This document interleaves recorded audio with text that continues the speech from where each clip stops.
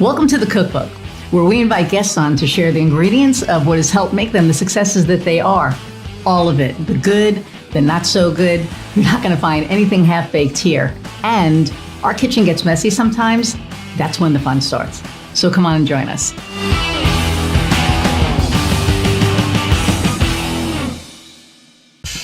Hey everybody, and welcome to another episode of the Cookbook. But this is not just any other episode. This is our 100th episode. Cue music. Da, da, da, da, da, da.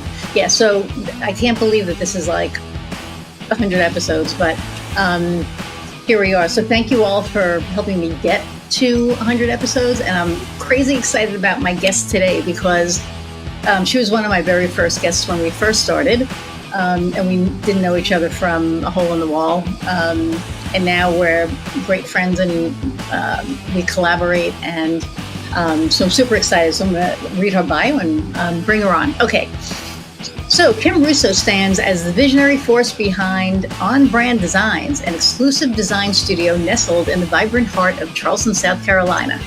As the founder, CEO, and lead designer, she not only shapes visual experiences, but also empowers her clients and team. Kim is also the creator of the Profitable Brand Designer course, teaching creatives how to switch their mindset from freelancer to entrepreneur and create a profitable design business. She began her career working for top packaging design agencies in New York City after getting her degree from the Fashion Institute of Technology in packaging design. In 2018, after spending her entire career in corporate, Kim decided she was ready to make a bigger impact on a smaller scale. She left the Big Apple and started On Brand Designs, which launched in September 2018. Kim moved to Charleston in 2020 and has been focused on growing her business ever since. Her areas of expertise include brand strategy, brand identity, website design, print graphics, and packaging design. She loves creating scroll-stopping designs for female entrepreneurs that make you say out loud, "Ooh, I love that." And they do, because she does all of our websites. When she's not busy working, Kim enjoys crafting, painting, pet portraits, and laying on the beach or by the pool with her friends and family and hanging out with me. So without further ado, let's meet Kim. Yay! Thanks for having me on your 100th episode. I know. It's crazy that it's like 100 already. Like I think about it and, like how this whole thing, started when people were like, you need to do a podcast. And I was like, I never need to do a podcast. And, and then I remember I called Kofi and I was like, okay, I'm ready. And he came over the following week and I'm like, okay, I'm ready to do this thing, whatever this thing is. And then we were like, what do we call it? I don't know, and then it hit us. Oh, the cookbook, duh. And then recipes for success, duh. So it all kind of like fit in, and then figuring out, what it was going to be about. And since I was getting back into entrepreneurship, well, not getting back into it, but reigniting gas stove, if you will. There you go. I felt that it should, right? It should all be brand consistent. Yeah. And here we are 2 years later, like we didn't know each other. And now we've been working together for almost 2 years. I know. And I feel so special to be on your 100th episode. Although I'm pretty sure I forced you to, because when you said you were doing 100, I was like, I want to be your 100th. You didn't force me. You said, oh, can I be your 100th? And I was like, duh, yeah, absolutely. So, which is super impressive. I'm only on episode 12 and I feel like I've been doing my podcast forever. So I don't know. It's quite an achievement. I think it's like, because, this isn't monetized and a lot of people have been giving me a hard time about that. Like, oh, you're not making money off of it. But for me, this has always been a passion project. So, but you get to connect with so many people this way, and that opens up the doors. So if you really were to go track some sort of KPIs, which I don't really know how to do that very well, but if you were to go and look at all the people that you've connected with just on your podcast, okay, take me, for example, Matt, you had me on your podcast and now I work with you, creating brands that bring in revenue. So that's true, right? Websites and brand design and logos and all of it. Yeah. Yeah. So there, you monetize your podcast via me. There we go. Well, I monetized you. But because of your podcast, we connected even further. And then this collaboration was born. So that's very true. That's very true. But yeah, this is just, and I think, when I started it, it was like really important to me, I think, for people to realize that entrepreneurship is not like for the weak of heart, because I ran across so many people that were like, and I wasn't where I am now then, right? Like when, we first met, I was getting restarted after a couple of failed partnerships and whatever. And I knew that I wanted this iteration to be different, but I also knew that this one was going to succeed, right? It was like there was, in my mind, there was no option for this to fail.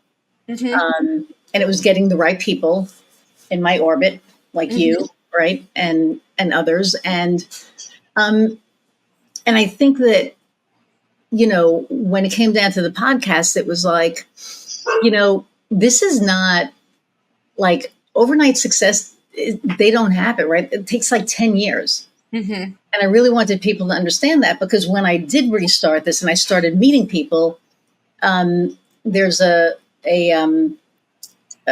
co-working studio in town, and this guy Mark Lowe does these like entrepreneur classes, and he asked me to speak a couple of times. Now I speak whenever he has them. But in the beginning, they were like, I want to be my own boss, and I don't want to have to work 40 hours, and I don't want to. And I laughed and I laughed. You're gonna work 120 hours, right? It's like I'd rather work 120 hours for myself than 40 hours, for somebody else with benefits and whatever. But and I remember one guy was like, "What's so funny?" I said, "You're going to be breaking your ass for at least 8 years, like at least 8 years." Like I said, "Do me a favor. Here's my card." I gave him my card. I said, "I want you to call me in a year and let me know, are you working for somebody else? Are you still doing your business or trying to get your business off the ground? And how many hours a week are you working?" Did he call? He called. And he said, "You were right." He goes, "I am working harder than I ever worked in my life." I said, "But the difference is so much more rewarding too."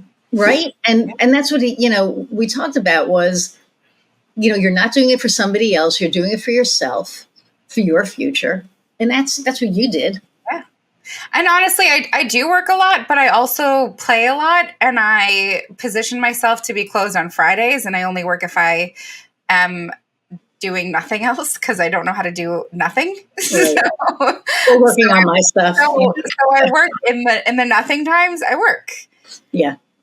And I do too. And it's like, Heather, it's so funny because for a while I was stopping at like 5:30. Like, but if she gets home like 6 o'clock, whenever she got home, I was stopping because I could. Like, I was just at a point where it was like I could. I don't have to work past this point.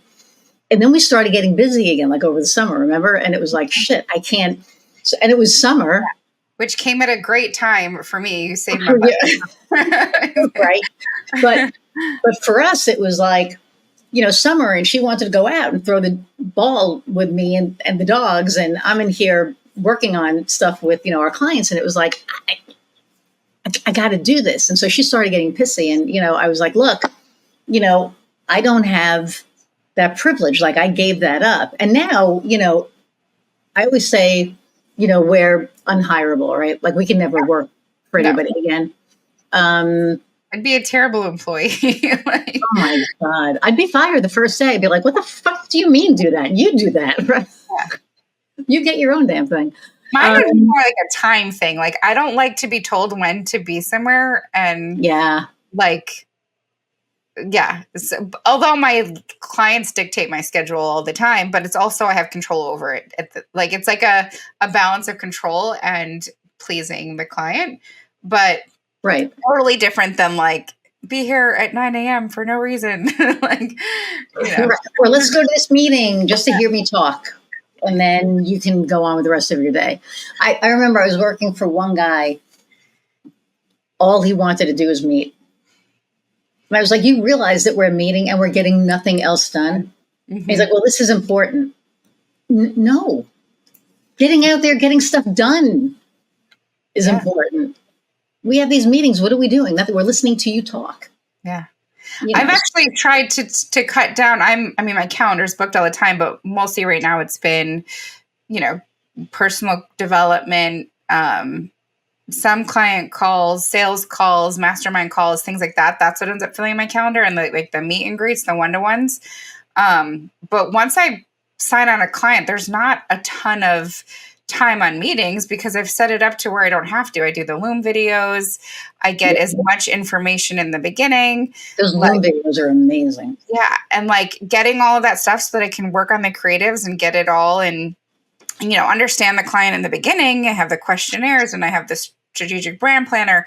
So getting all that stuff, I can, figure it out pretty quickly, send a Loom video, avoid a meeting, and only have a meeting if it's absolutely 100% necessary. And set it up in a process, too, that I can get edits back from clients where it's just an email or a couple notes. So that part has been nice to kind of control that way. So, if a client's, thinking they need to meet every time, showing them a process, they can understand they don't have to. Right. And there are some people...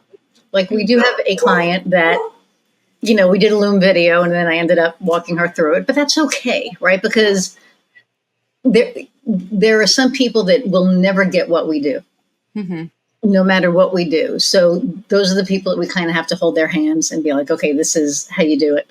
And I actually don't mind that, especially for pleasant people. I don't mind. But yeah, I mean, I think that, Loom definitely, and I'll do the same thing now. I'll send somebody something and be like, hey, go here, do this, especially, with onboarding now, we're really getting an onboarding system down finally. But, working through that, and that's the other thing, right? People don't I never thought of processes. I never thought I was okay, you're signing on. We're going to do your website. We're going to do your SEO. We're going to do, your video production. And here's our Stripe link. Just, pay and let's go. I never thought of, onboarding somebody and having, so now we're setting up, folders for them, right? And getting all the stuff thanks to the fantastically great Krista Grasso. And Kim Woods really also kind of, because she's a client and she was your onboarding process sucks. You don't have one. I tried in the beginning. We worked together to give you my questionnaire and set up these forms and things like that, but it wasn't your process. So I think it was hard for you to adapt to. So, but I didn't get it. Yeah. I didn't get that it was needed. Right. Yeah. Now it's definitely needed, but yeah. And so, yeah, but to hear somebody be like, that sucks, you're like, oh, well, crap, I guess it's time to grow up, right? Or, whatever it is. So, Gasstove is really grown up. I've grown up as a business person, completely different than who I was even, a year and a half ago. Yeah. And I think that you really, if you really want to learn who you are, start a business because, right? You learn everything about yourself. You learn your mettle. You learn your. I think it's also how you go with it. I feel so much more empowered and air quotes smarter. Yeah. Because you've had. But look at who we surround ourselves with, right? Yeah. But it's having to grow and learn something new every single day and keep trying to improve processes, improve, any sort of work that's produced and just continuing to elevate and do better. So it's a constant, I was at an event the other night and I was talking and everyone's oh my God, you're so right. The more I evolve in my business, the more I get people saying oh my gosh, paying attention to things that I'm saying, listening to what I'm saying. I'm almost become a business coach to friends at this point too, because I've learned so much in business. So besides being a creative, each challenge has taught me something that I'm like, wow, I actually am smart, you know? I mean, you're very smart, but I think that what happens with us is that, and I'm not even say imposter syndrome, because I don't think it's imposter syndrome, but I think that, Self-doubt. Self-doubt, and that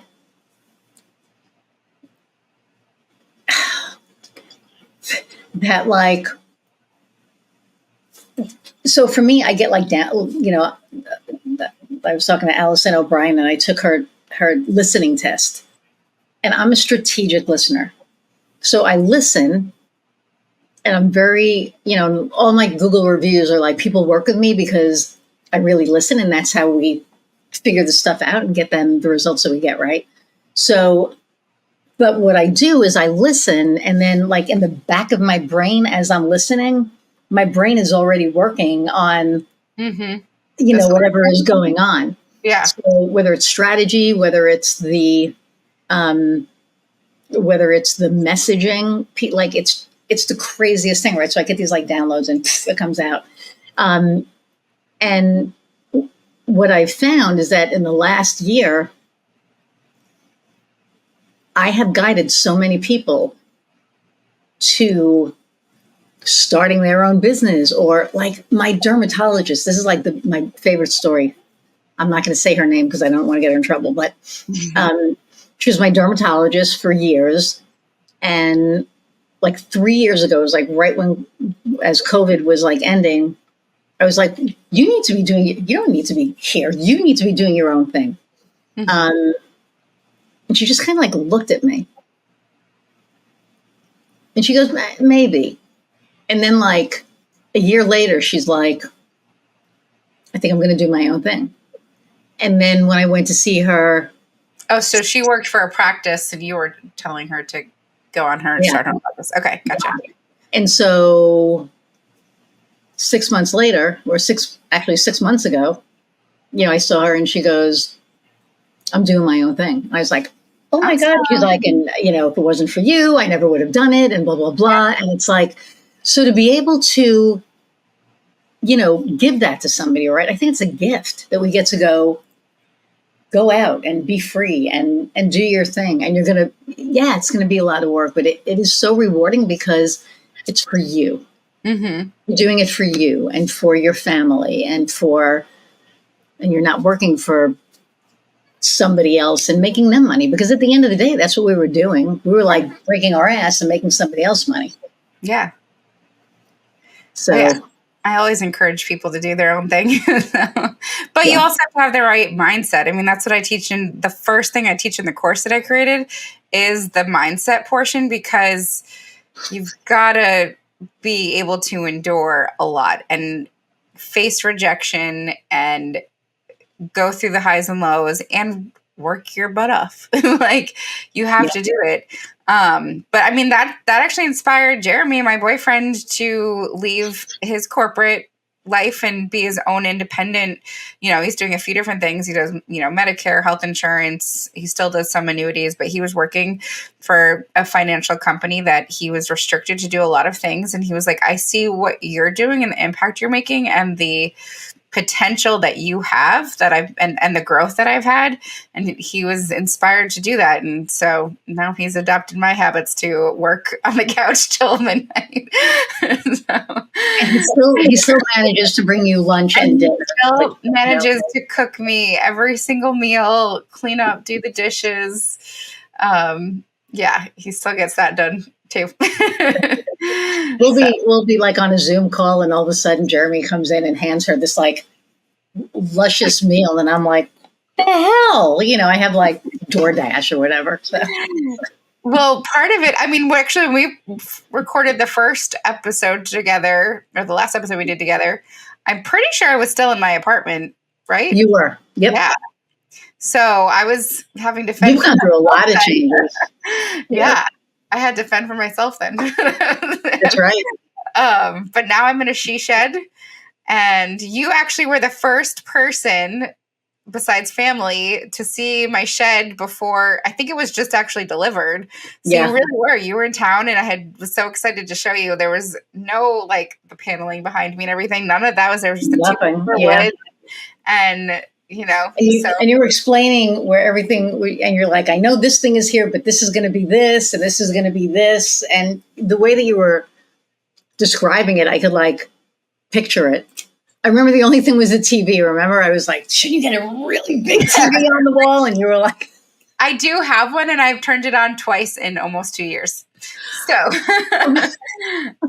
because this is my space to work. And honestly, my most creative time is in the evenings and weekends because I'm not talking to anybody. Nobody's like, don't distract me. I am in it, and I will have the TV on. But when I'm in my shed, it's like, it's more, even though it's my creative space, but it's more quiet work that I'm like answering emails, on calls. So it'd be a huge distraction to constantly turn the TV on and off. So, and it's things that I'm usually like need to be in the zone and writing things and, stuff like that it's really hard to have the TV on. And I thought maybe I'd hang out here a little bit more and like catch up on my Bravo at night, but I don't need it anymore. I just go in and, I only see Jeremy when he brings me my food. So, I do enjoy those times that I go outside. I wasn't thinking of it for like watching TV. I was thinking of it like, having stuff on a big screen as you're working on stuff or showing somebody their website or. So I don't have a ton of clients that come in here, but I have done a couple of VIP days in here. And yes, that I have used it for that. So I cast to the TV so they can see what I'm working on. So they're not like hovering over me. And they can see it. But for me to work, it's too far away to actually like see the detail. Yeah. But like client meetings and stuff. But like I'll have friends come over and we'll like have some wine and cheese out here or something, but not a ton, not as much as I thought. But I am in here all day long and go in at dark. So, but yeah, it's been an awesome. You've been here for this whole journey and to apartment to shed. But it's a really cool shed. So it is. It's very cool. And I think I didn't see it after it was done. I only saw it before. It's on my Instagram. I pinned it. Yeah. I pinned the before and after video on my Instagram on Brand Designs. But I have the pictures on my phone that I took, and there it was like Kim She Shed. There's been some press about it, and the fence was still down at that point. Had a Dames event here with people to come over and see it. Nice. So it's been a popular part of me. So everyone's like, what's a fun fact? It used to be I paint custom pet portraits. Now it's I work in a she shed. I work in a she shed. But it's so cool. I'm still in my, well, actually. No, well, you've had your whole logo redone. You had your old logo on the wall, and then that's right. And then you redid my logo because it was time to rebrand it. And it's funny because somebody was like, "Oh, you went through a full rebranding," and I said, "No, I changed my logo because my brand has always been, what it is." We kept the same colors, we kept the same concept, but we brought a little bit of more of you into it. So one of the things I like to do is like bring, especially for small businesses, is bring a little bit of your personal brand into it. Mm-hmm. And so you had this whole like cool rocker style and still with the cooking aspect. So we brought it in and created a mood board for you that like captured you first, and then created a logo that was still close to what you had to not totally depart from that, I guess, recognition that people have gotten to know you so far in your business. And so it was just a little bit of tweaks that we kind of, did to bring a little bit of that edginess and clean it up a little bit too. So, well, yeah. And the first website was very generic, right? It was very like the colors were there, but there was no me there. And then when I went down to Charleston and we did the photo shoot, man, I remember the logo I was like blown away by. And I remember when you were doing the website and you were like, "Oh, it's done." And I looked at the homepage and I was like, "Oh, shit, that's big. That's me." I was like, my profile. You only had stock photos before, none of you. I know. So it was all me. And it was just like staggering. I was like, holy crap, that's, me. And one of the things I'm going to probably do a keynote on next year has to do with that. And it has to do with the, looking at the website and going, oh shit, that's me. To, 2 weeks later, it was like, oh shit, that's me. Right? It's like, that's me. That's my brand. That's like, I can't tell you how many people, look at that site, and with the new pictures, it's going to be that much better. Right. But, they look at the site and they're like, I really want to work with her. Like, that's who I want to work with. And I've gotten so many clients from that. Well, that's the thing that was missing. It was like, it was a faceless business, and there was the connection piece that was missing. So unless you were a huge corporation that had like franchises and all these things, like that's not you. And so people are coming to work with you for you, and then you help them with all the rest of their marketing things, but they're coming to you first. Right. That they could go anywhere to get, their marketing done, but they're coming there for you. And so having that connection and that relatability, that's the first window to somebody knowing who you are, seeing your pictures, seeing how you show up, seeing if that's somebody that they feel like they can connect to. So right alone off the bat, that's going to bring you business and deter the business you don't want too. So that's another thing that's like people don't talk about. Is like, you also want to, I dealt with that with a hair salon. She was attracting clients she didn't want. She wanted a more edgier, younger crowd, the young working professional that understood technology and her policies and things that aren't typical with your old hair salon. And so we had to just do some minor tweaks to the website, and it wasn't necessarily about who she wanted to attract. It was like who she didn't want to attract. So having that too, it's really dialing into like who is the right fit for you.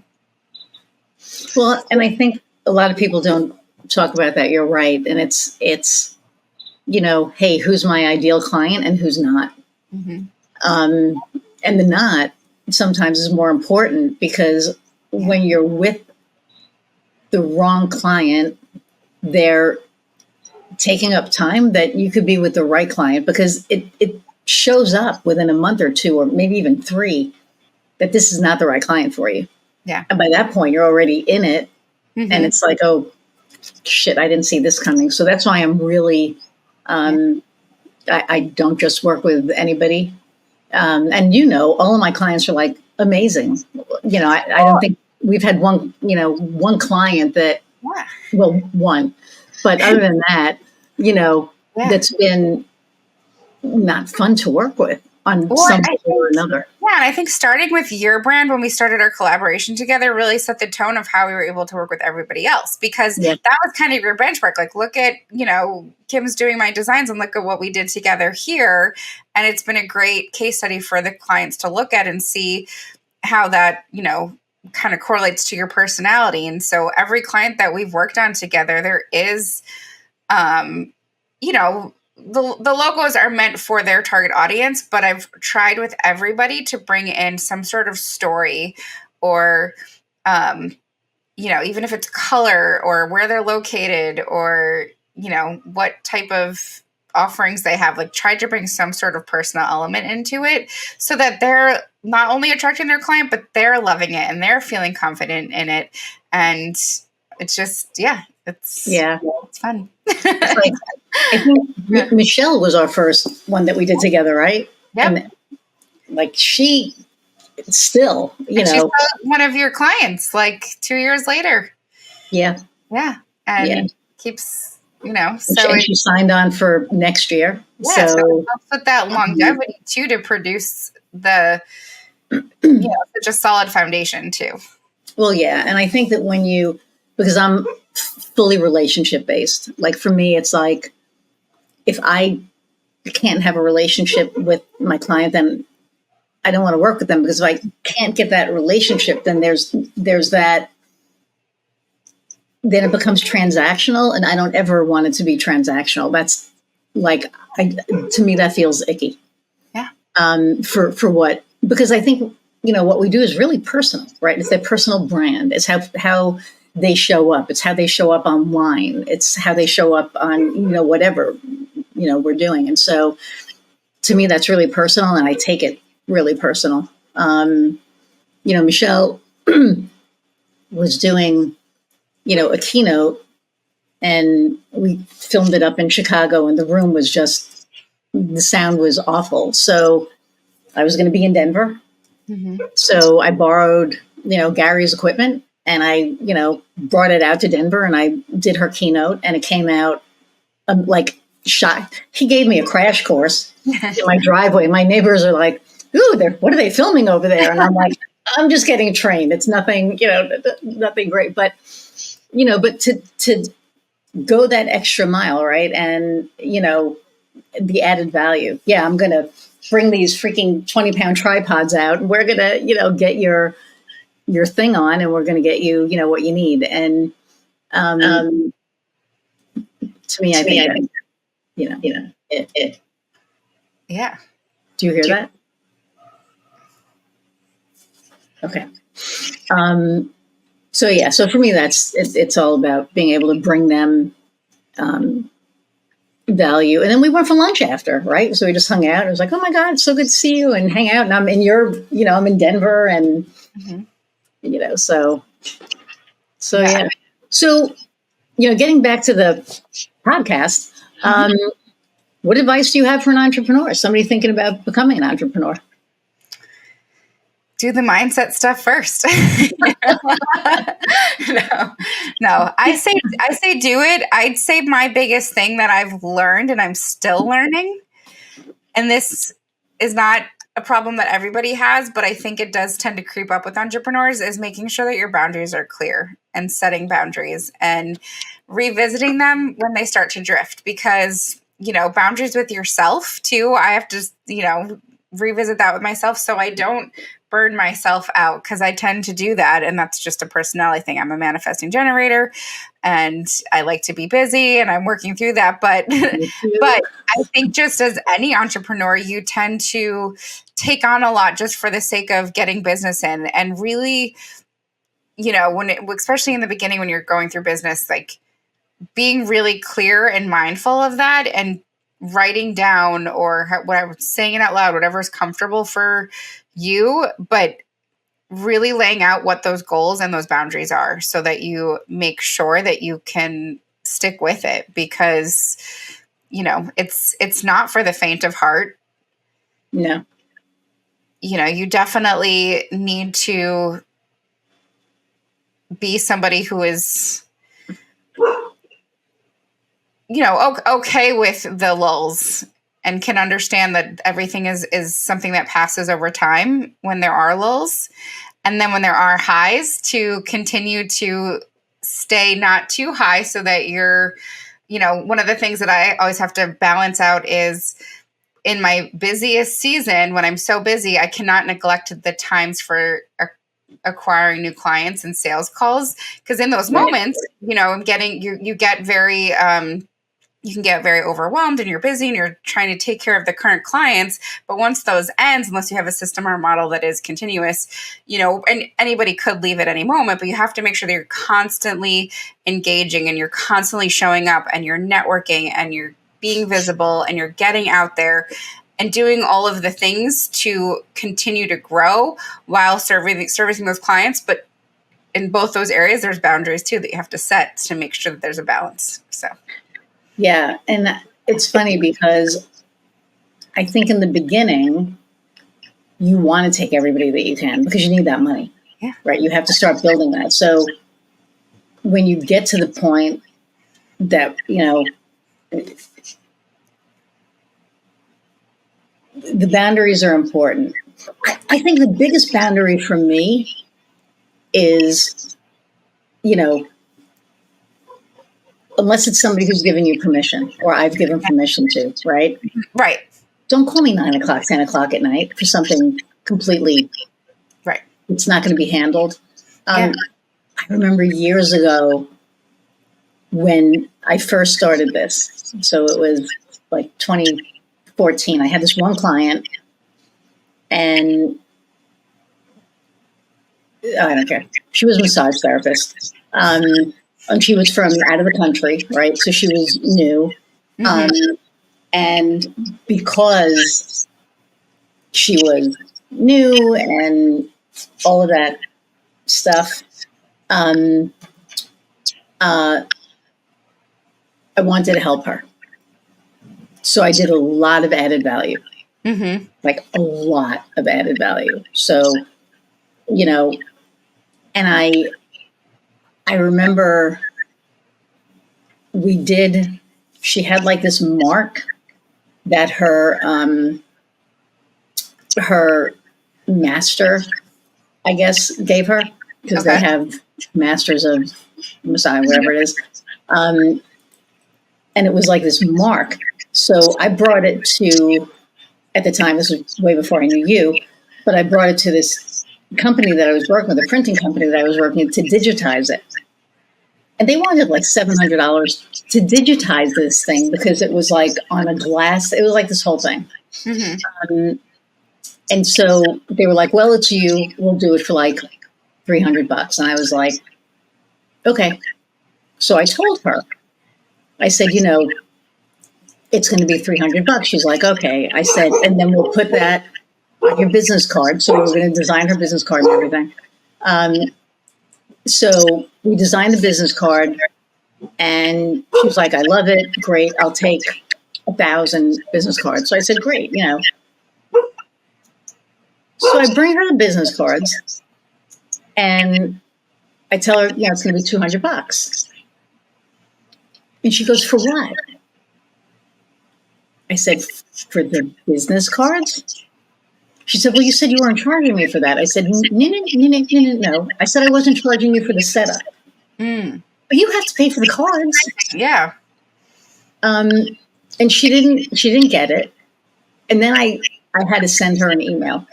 And I still have the email because that reminds me of setting the boundaries, right?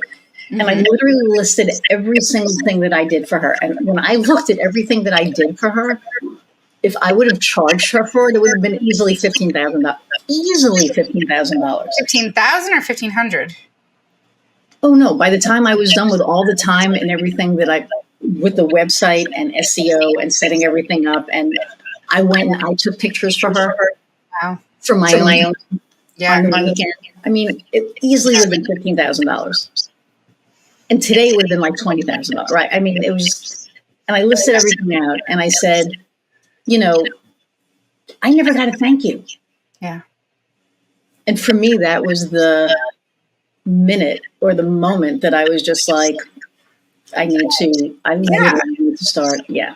And that's something that's always a work in progress. But I remember there was a couple clients, like we having to work together to set boundaries with clients because we're partnering.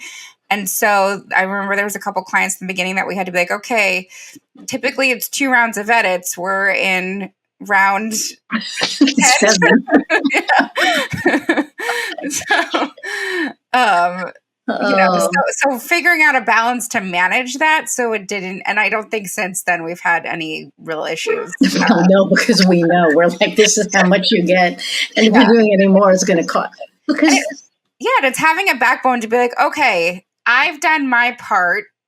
The part that is taking a while has nothing to do with design, has nothing to do with anything that we've done. It's the indecisiveness or expectations of something that's not even possible. You know, so I think it's having that pushback without offending anybody. There's a balance between that and keeping that relationship going.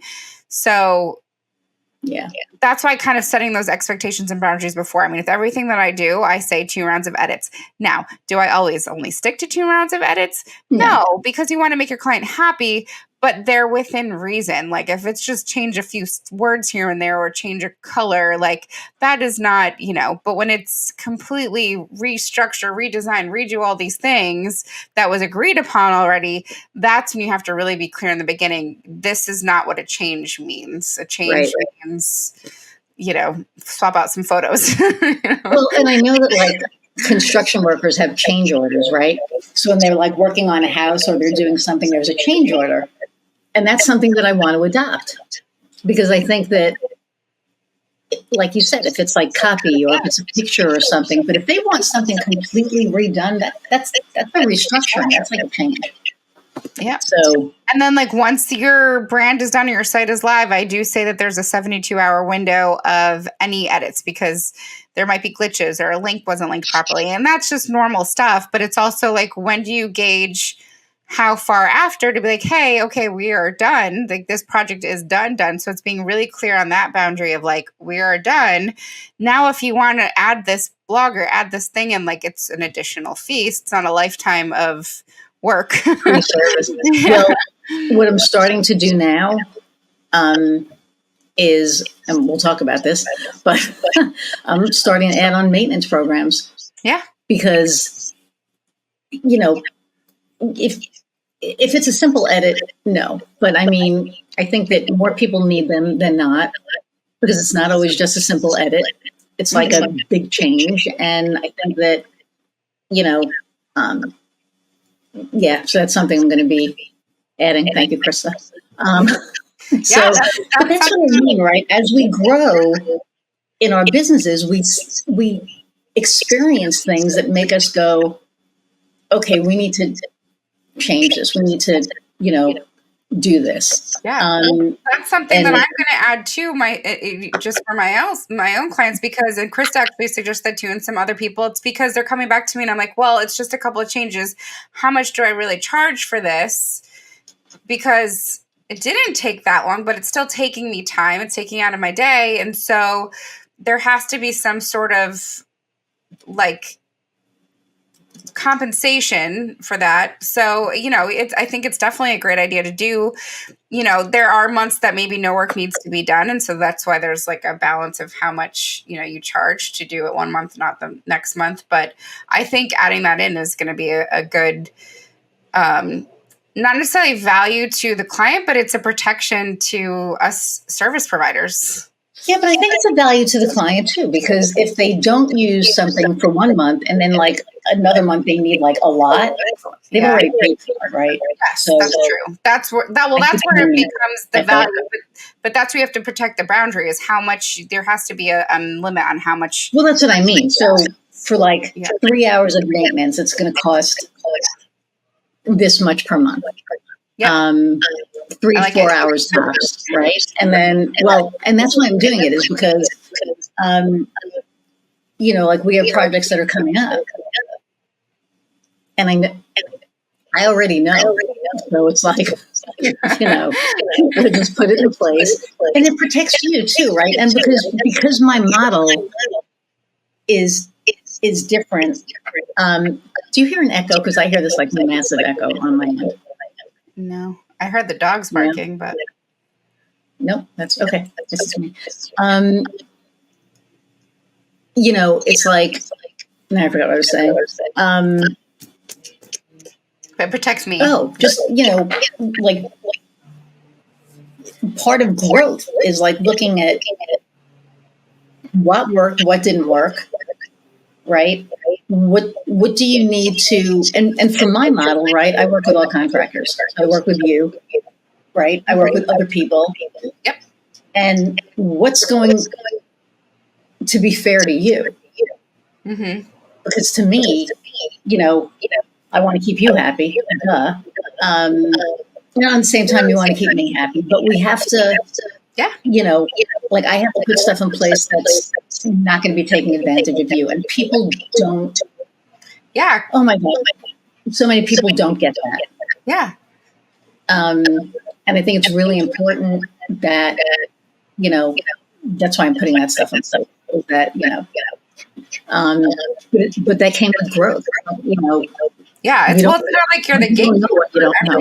You're the gatekeeper for everybody you work with, and you are, you know, when it's somebody coming that's working with you, like you're the mom, like, you know, for lack of a better term, you have to be the one that protects and takes care of, you know, and you know, I since I have my own business, I know how to manage clients and everything. But when it comes to people that are your clients, it's your relationship that matters. And so I want to make sure I'm doing good by you. So I'm protecting your relationship with everybody. If that makes sense. Right. And you do. You know, like I'm a representative of you. So, and vice versa. So. Right. And that's the thing is, because you meet with my clients, Mm-hmm. right? Yeah. And so that's a big deal to me because, when people work with me, they expect a certain quality, they expect a certain professionalism, and for me to put somebody customer facing is a lot. Mm-hmm. So, yeah, I love it though. I just love how we've gotten into this rhythm and I can text you whenever and you're like, yeah, not this week or, whatever. And it's okay. Yeah. Right.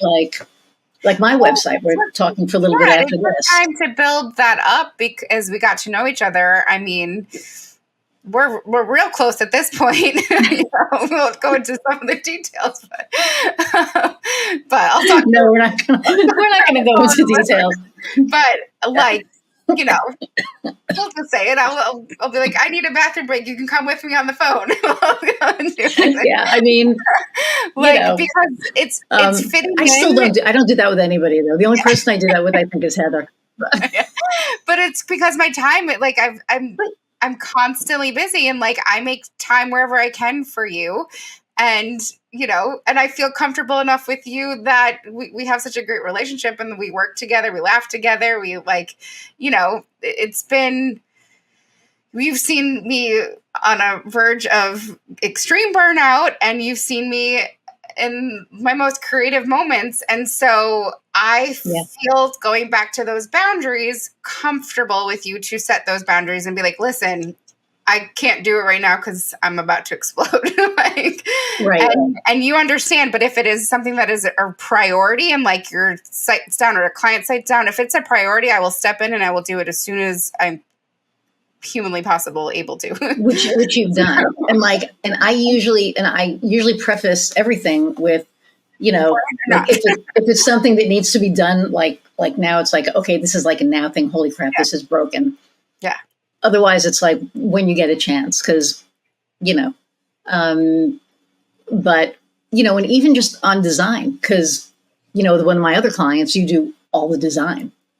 So for their, and it's a, it was a big client and they've gone through a lot of changes and you've, up-leveled their logo and a bunch of stuff. So, yeah, I mean, it's funny, because I look back at the 2 years and I remember a year ago, you were like, at that point, you were like burnt. And I remember I felt like I said to Heather, I'm like, am I pushing her too hard? Like, I didn't want to push you too hard. I didn't know what to do. Right. I was like, I don't know, this needs to get done, but I don't want to push you. And I remember, we talked, actually we Zoomed, and I think it was just like, tell me what you need and how I can support you, but we need to get shit done. So how do we do both? Yeah, so I got to a point and I was even like, if you need other help, get other help, because I was just overwhelmed and overloaded, which, it was just tough. And I was like, help, I can't do this right now.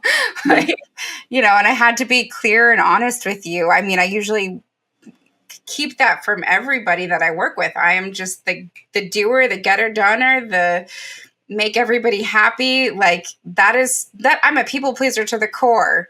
And it got to the point where I just had to be real with you and be like, I'm trying, but I have too much to do. And, it was, it was almost exactly a year ago. Yeah, literally. Yeah, pretty much. And I think that the fact that we could have that conversation speaks to our relationship, right? Because a lot of people wouldn't feel comfortable having that conversation, or they'd be afraid, or, whatever. And it's like, oh yeah, there's people that I still do not have that conversation with, but that goes back to my rule about boundaries is I've been getting better at it. I've been clearer.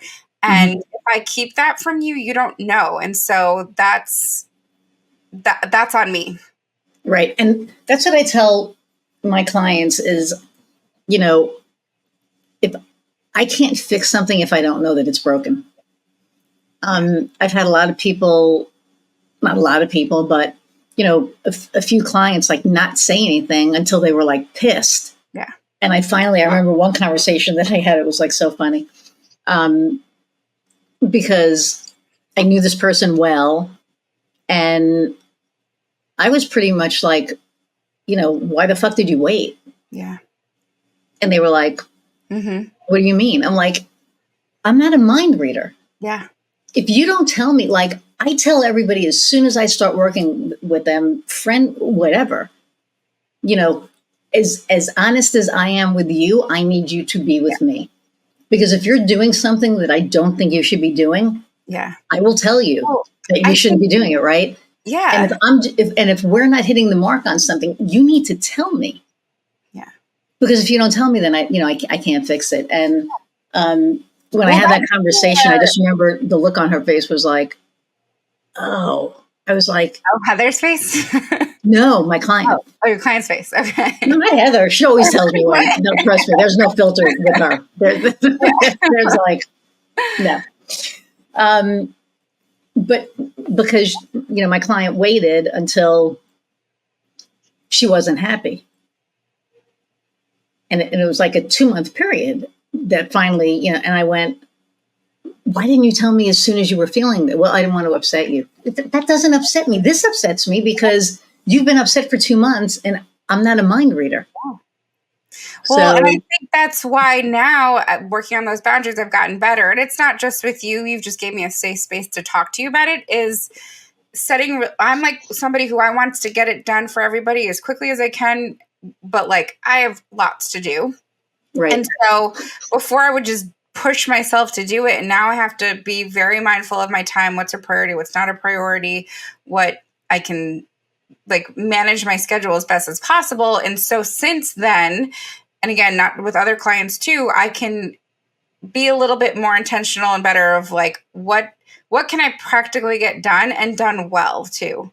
So that's when I push back and I'm like, I will get it done. I will always get it done. It's just not when I am on calls for 5 hours and have a deadline. Right. So I think that was my fault of not being honest and just saying yes too much and instead of like, yes, but not now. Right. And I think that's awesome because, people in general are people pleasers and they're miserable because they just want to keep pleasing and they don't take care of themselves. And at the end of the day, if we don't take care of ourselves, how do we help somebody else? Mm-hmm.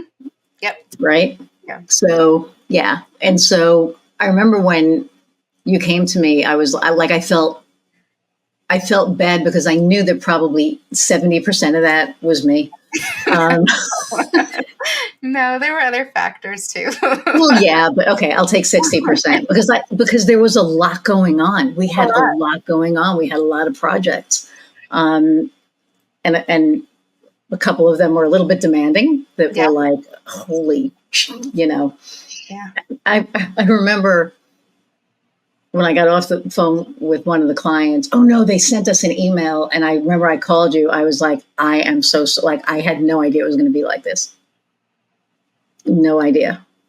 But I think we learned a lot from those. I mean, that was our first time really. I mean, it was my first time really partnering somebody in that capacity. I'm used to working with clients solo by myself, Yep. Like I have a little bit of a team, but not much. And, so doing a lot of it myself. And so working with somebody else, we had to really figure out a good stride. And I think that's also what helped is we've learned from some of the ways to manage certain clients when we're working on it together.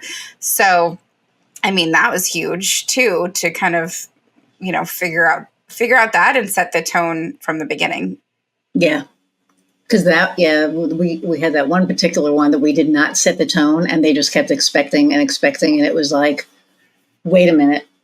Mm-hmm. No, actually we had 2 of those, I think. And I think it's just that they also dragged on for a very long time. Yeah. And so that's when it starts to get frustrating is when there's no end in sight. Yeah. Well, there was one that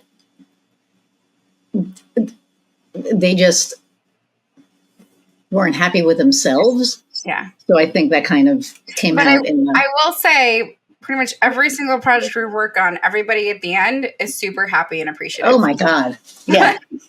100%. Like with the product, with the process, with the, with the whole thing, like, even after bullshit, happening, it's like, this was still one of the best experiences. Yeah.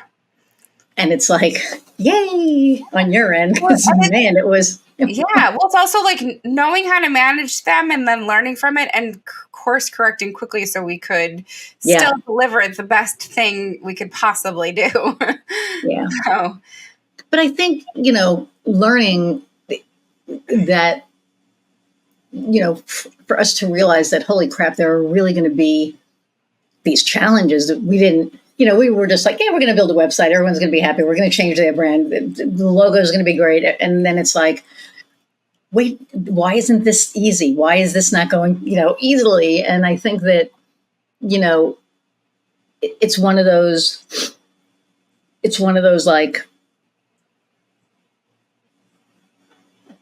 for me, a big wake up call.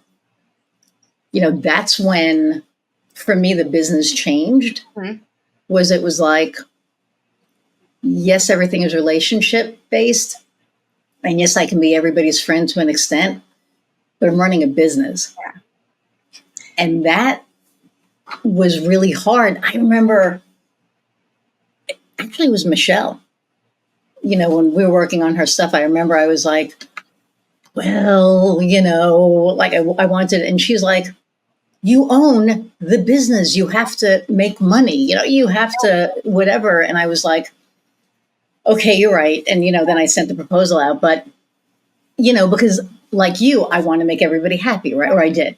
I mean, I still do, but not at my expense anymore. And I think that was the difference, was that, it was at our expense. So we were trying to do all this stuff, and like we were getting burnt and we were getting frustrated and not taking care of this. Yeah. And not to toot my own horn, but I'm pretty good. So I think I elevated your offerings in your business. I mean, you did. That's why I have you, because reflective in, the level of, service and the level of quality should be raising pricing and raising all of that too, because you're delivering something and 100%. Getting two for the price of one, I mean, and at the end of the day, 2025 rates are going up, I mean, they have to.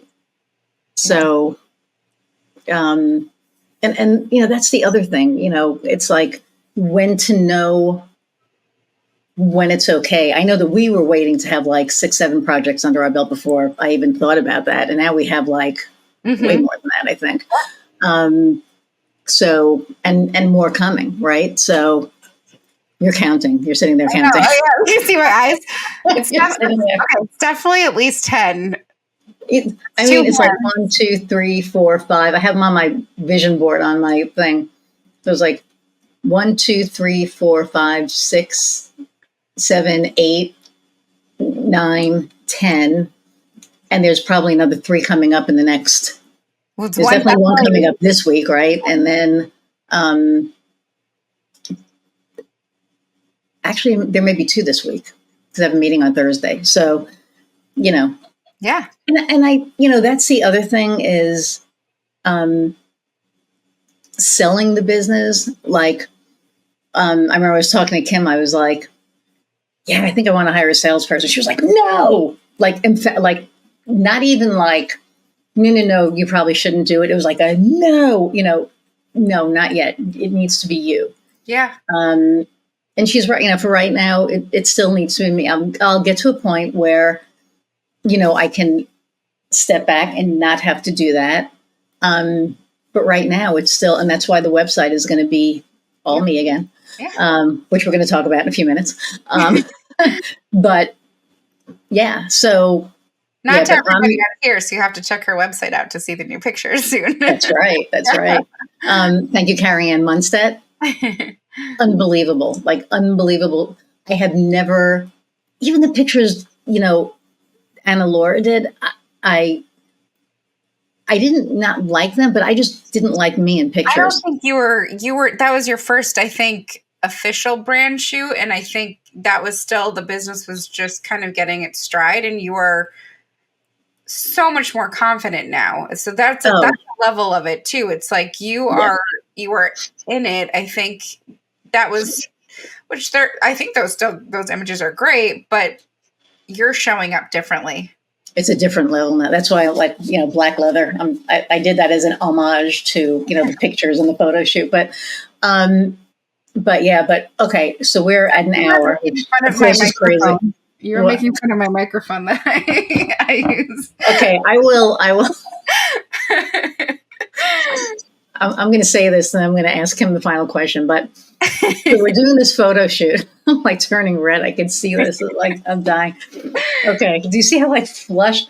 Okay, so we're doing this photo shoot in Charleston, and it's like 1,000 million degrees out, right? And I'm in whatever. And now it comes time to do the podcast shots. And so she pulls out this microphone, and I'm looking at it, and I'm like, I am not holding that thing.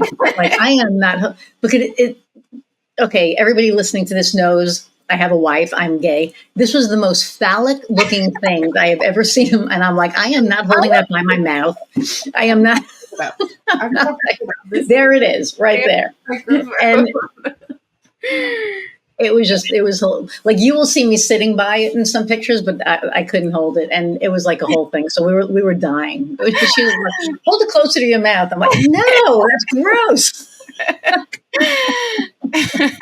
So, but thank you so much for being my 100th guest and being my bud and, all the things. And you can find Kim on Instagram at On Brand Design. Everything is On Brand Designs. All things On Brand Designs. And yeah, you just, your friendship means a lot, and our collaboration means a lot. And, so thank you. I know. Big heart. Taylor, where are you? So it's sad, but okay. So, the last question I'm going to ask is, what lights your fire? Oh, you forgot that.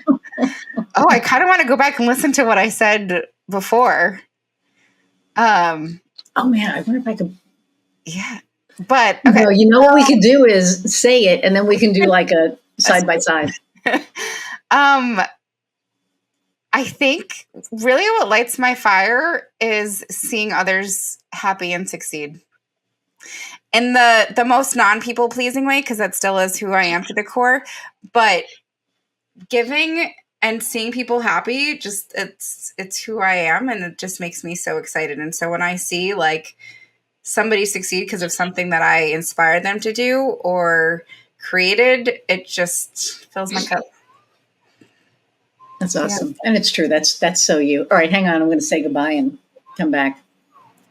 Everybody, thank you so much for 100 episodes hanging out for an hour plus. Still blows my mind that it's 100 episodes, but thank you, because I couldn't have gotten here without you. So keep watching and listening and downloading and review. Please review. And if you would, I'm going to start something new here. Leave something in the comments, like a nugget that you've gotten, or like, something really cool that you've gotten from this episode. Because, when I talk to people, they're like, oh, I got this from it. And I got this from it. And it'd be really cool to see in the comments the different things that people have gotten. So if you could do that, that would be awesome. And again, thank you. I love you all. You all rock. And until next time, go out and find what lights your fire. See ya.